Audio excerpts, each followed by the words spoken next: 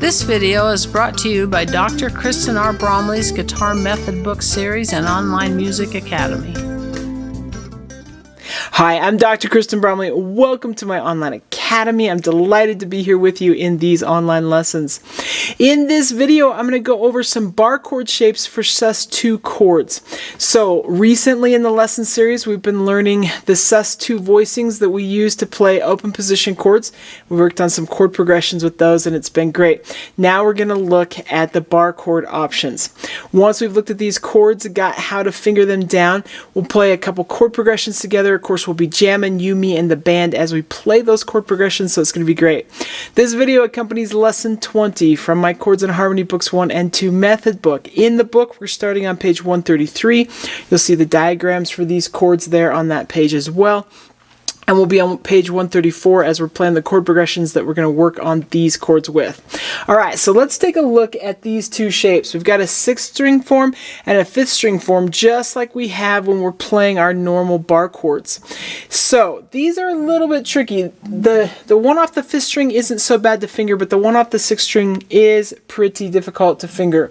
With this one, well, I've got the square where the root is, so just like our normal bar chords, wherever we put that note along the fretboard, that's the version that we're playing. If we stick that finger on a G pitch and have our bar at the 3rd fret like that, then we're playing the G sus2. If we stick this note on a C, we're playing the C sus2, that sort of thing. Of course, the same thing happens with the 5th string form. Let's take a look at the 6th string form first. As we're jamming together on the chord progressions, we're going to be using the A and D sus2 chords. So we'll go ahead and learn these in 5th position right here. So I've got my index finger on the A pitch that's at the 5th fret, and we'll look at the 6th string form first. So I'm going to put my bar at the 5th fret, and then my middle finger is going to reach 2 frets higher on the 5th string, and ring and pinky have to reach 2 frets higher yet on the 4th and 3rd strings, and then we strum all 6 strings.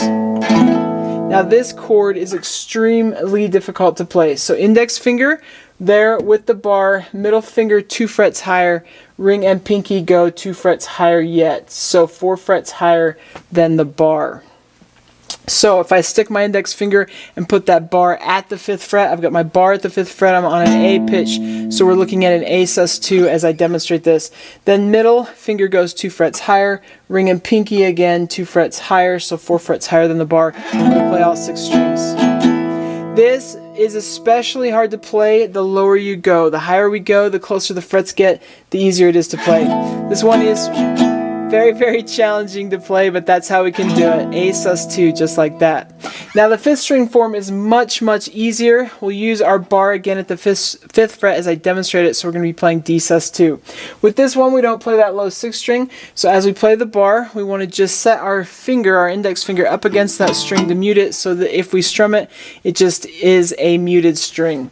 So we've got our index finger is going to play their bar at the 5th fret, and then 2 frets higher on strings 4 and 3 with the ring and pinky fingers, we're going to finger those notes. So if I put my bar down at the 5th fret, I've got that 6th string muted, and then ring and pinky goes 2 frets higher on the 4th and 3rd strings, and I get a nice sus2 bar chord.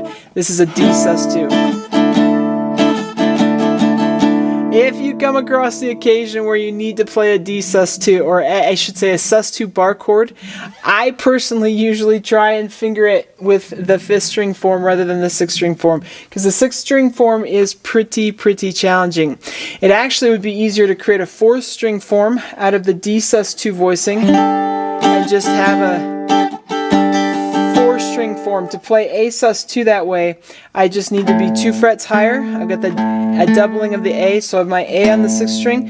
If I go 2 frets higher and 2 strings higher, I get an A there, and I could make my D sus2 that you have there on page 133 become a bar chord. That one's very finger friendly, as is this one here, which comes out of the A sus2 open position voicing. But the E sus2 open position voicing, which uses these fingers, is now turned into the bar chord, and that one is quite gnarly to finger. So, good times. But that's how we do them. Now you can practice these. We've done all the open position voicings and we've gone through all the different song chord progressions that we have here with lesson 20. You could go back through any of the previous 3 videos and jam along with any of those using the movable chords, these bar chord options instead of the open position chords. Here in this video, we're just going to jam together on 2 progressions, number 2 and number 4 on page 133. Both of these are in 3/4 time. They both use that down, down, up, or 1, 2, up, 3, up progression. So you're going to have the A sus2 to start off. We can just practice that in 5th position. And then you're going to have E minor, and then we've got the G and the D, and then come back to that A sus2. So that's how I'm going to go through that one. And then on the other one we have that D sus2, and we'll go off the D sus2 there, and then you can use the other chords as you desire. So each one of these will happen at 2 different tempos, first a slower tempo and then a faster tempo, and you can work on these chords specifically right along with me working on the same bar chords. So it's going to be fun. Let's go ahead and play these.